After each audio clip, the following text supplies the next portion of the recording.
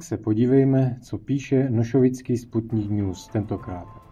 Odbory se chovají nezodpovědně, nedodržují standardní postupy a odmítají plnit svou úlohu zástupců zaměstnanců. No právě že naopak. Odbory se chovají maximálně zodpovědně. A myslím si, že nyní je již naprosto jasné, komu o co ve skutečnosti jde. Proč je najednou takový problém dělat tradiční zápisy, které obsahují konkrétní argumentaci stanoviska obou stran? Čeho se zástupci zaměstnavatele najednou tak bojí? Tají se snad něco korejskému managementu? Nebo jen nechtějí, ať případný zprostředkovatel nemá verifikované informace o tom, jak vyjednávání probíhalo? Nebo mají jen obavu z případné reakce zaměstnanců na své chabé argumenty? Jasan.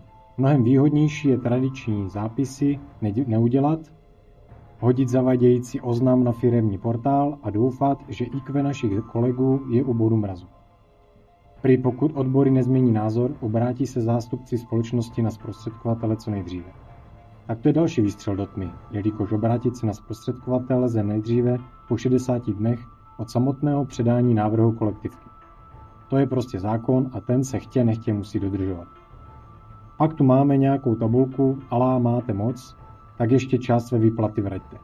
Opět se srovnáváme se vším možným, jen ne s tím, co máme, to je automotiv u nás v regionu, ve kterém podnikáme. Tudíž nejen v České republice, ale především i v Evropské unii, kam většinu našich produktů vyvážíme. Nebo by tam taky mohla být tabulka, jak nám meziročně padají nominální a tím pádem i reálné mzdy. Ale jasám, tohle se do krámku zrovna nehodí. Prý stabilní cenová hladina i nízká inflace. Oni nekoukají na zprávy? Dále se tu píše o redukci pracovních míst o přibližně 100 a přitom se v říjnu podobný počet zaměstnanců převedl z agentury pod kmen. Dává tohle někomu smysl? V minulosti tady bylo strašení rušením třetí směny, teď tohle.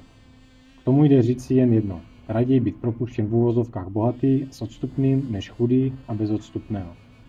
A když už tímto bodem společnost argumentuje, tak proč jejich návrh kolektivky neobsahuje jedinou větu o tom, že po dobu její platnosti neklesne počet zaměstnanců pod určité číslo?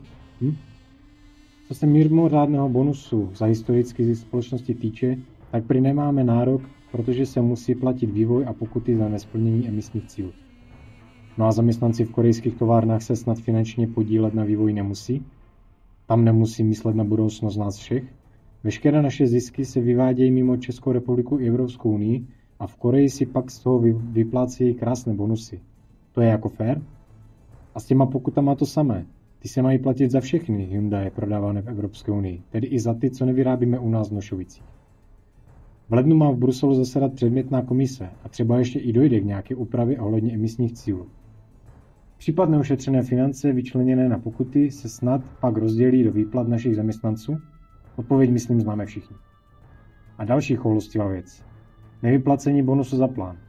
Tak 2. ledna firma měla úplně na háku rodiče malých dětí, nahnali všechny zaměstnance do roboty, v létě v těch největších hicech pak nedali ani minutu pauzy navíc a teď závěrem roku taková podpasovka?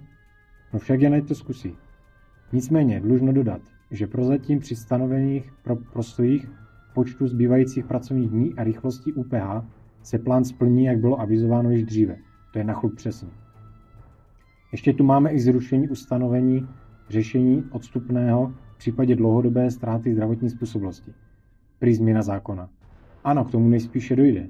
Ale co firmě bránilo to jen případně označit jinak než zanikajícím paragrafem v zákoníku práce? Nic přeci. Ale samozřejmě, mnohem výhodnější je to zrušit úplně, protože s postupujícím časem těch lidí bude víc a víc. No a zdražení obědu? Vše se sice zdražuje a je paradox, že tady to firma najednou i vidí. Nicméně, limit daňového balíčku se také pro příští rok zvyšuje, tudíž svádět tohle na stát není úplně moc košer. Však nech dají lidem možnost si vybrat mezi obědem a stravenkou a je po problémech. No a co dodat závěrem? My ve vedení odboru věříme, že zaměstnanci mají svůj vlastní rozum, racionální úsudek a že tedy moc dobře vědí, na čí straně kdo je.